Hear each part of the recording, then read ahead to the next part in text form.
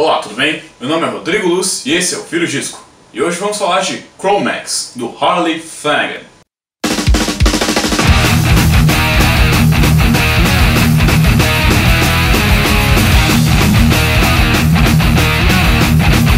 Para quem não conhece, Harley Flanagan foi o baixista e fundador da clássica banda de hardcore Cro-Mags, que foi uma das bandas mais importantes da cena nova-iorquina de hardcore, e também um dos pilares para criar as características sonoras do gênero, que eles pegavam muito daquela sonoridade rápida, veloz e simples do hardcore, mas tinham também aquele pouco de técnica e um peso mais puxado pro metal. Muitos dos elementos que a gente vê hoje em dia, como aquelas partes mais cadenciadas, os riffs abafados, aquela certa influência do thrash metal e crossover, entre o uso de breakdowns e outras características bem típicas da cena nova-iorquina, o Cro-Mags foi responsável por muitos desses elementos sonoros. Até porque para muitos, Age of Quarrel, que foi o álbum de estreia da banda, é considerado até hoje um dos clássicos e um dos álbuns mais importantes do gênero. E a banda também não era só intensa na sua sonoridade, mas também pelo seu histórico. Conhece um pouco sobre os bastidores do Cro-Mags, teve muitas saídas e entradas de membros, muitas brigas entre o vocalista John Joseph e o Harley Flanagan, na qual o ápice da rixa foi uma briga em Webster Hall, na qual o Harley tentou atacar os ex-membros de banda. Isso resultou na prisão dele e nos ferimentos não só de alguns dos membros, mas também seguranças. Por que eu falo dessa briga? Porque ela também é uma das forças motrizes para esse álbum solo do Harley.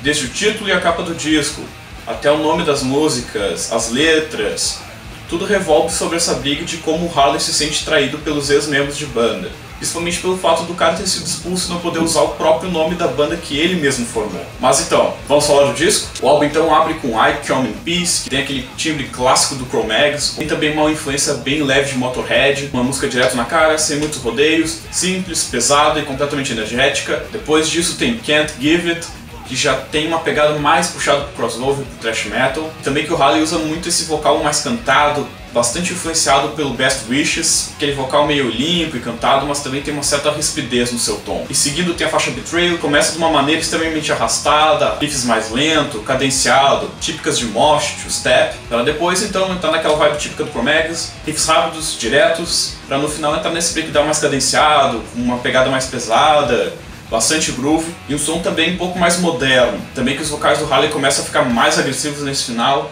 e também um pouco caricatos. Depois disso tem essa dobradinha, Webster Hall and Guilty Until Proven Innocent. Webster Hall é uma faixa completamente instrumental, lenta, que depois descamba para Guilty, rápida, veloz, direta, e também que se tu alinhar essas duas faixas, tu vê que essa música remete bastante a We Gotta Know. Depois disso temos o segundo ato do disco, que abre com a faixa To All My Friends, aquela clássica canção de amizade, união e crew da cena nova-iorquina, também seguindo o andamento do Age of Quarrel, direto, rápido, que no meio da música entra esse solo completamente matador, cheio de bends, um timbre completamente feroz. No final também somos surpreendidos com outro breakdown, que dessa vez um pouco mais pula-pula, aquela coisa mais groovada. Em seguida temos Mess with the Bull, outro interlúdio instrumental extremamente pesado, brutal, tem alguns samples no meio da faixa, depois dá uma chamada para a próxima faixa, Don't Tell Me. Faixa na linha do Age of Quarrel, que os riffs não são muito diferentes de To All My Friends, também mais solos de guitarra, um som direto, e depois temos outro interlúdio, que abre com essa mensagem meio gangsta rap de um dos filhos do Harley, para depois então ele entrar gritando I'll fuck you up! E depois entra esse breakdown e um riff completamente new metal, pula-pula, e depois temos Fighting the Urge to Kill, que também é outra faixa na linha do Age of Quarrel, não muito diferente das anteriores, e o segundo ato começa a entrar nessa coisa meio estereotipada. Interlúdio, Age of Quarrel. Interlúdio, Age of Quarrel. E se tu comparar com as faixas anteriores, é quase os mesmos riffs, o mesmo andamento, mas com esses interlúdios e essas últimas duas faixas, tu parece estar ouvindo a mesma coisa e de novo e de novo. Seguindo então, outro interlúdio, que é Ascending, parece uma introdução meio perdida de algum álbum do Slayer, esses dedilhados meio calmos, soturnos, sombrios, com um interlúdio, e tu olhando o CD tu já pensa, bah, a última faixa é outro cover de Age of Quarrel, outra faixa nostálgica, sem muito sal, sem nada demais. Enter Trust No One. Quando essa faixa começou na primeira vez, eu quase caí da cadeira. Ainda assim tem os elementos clássicos do Cro-Mags, ainda assim uma faixa crossover, hardcore, nova-iorquina, mas é mais violenta ainda, riffs completamente abafados, a bateria direta, a performance do Harley nessa faixa completamente furiosa, visceral, a faixa pura violência concentrada. E também assim, fechando o disco como ele começou, completamente rápido, agressivo, sem muitos rodeios e direto na tua face. E no fim, Cro-Mags acaba sendo um bom disco. Pra quem é fã do Cro-Mags na sua fase inicial, Age of Quarrel, aqui tu consegue ver o disco sucessor que muitos esperavam. Até porque muito da fama e da fanbase do Cro-Mags foi baseado no primeiro disco, e o Cro-Mags nunca conseguiu fazer um disco que seguisse a linha do Age of Quarrel, ou se não tentar chegar próximo disso. Tivemos Best Wishes, que era mais metalizado, álbuns meio estranhos como Alpha Omega, Near Death Experience e Revenge. Eu acho que esse disco pode ser sim considerado um retorno à forma, obviamente com requintes e toques mais modernos. Tem esse certo momento meio chato, tedioso, onde as músicas ficam muito parecidas entre si. Eu vou dar a nota 8 para esse disco.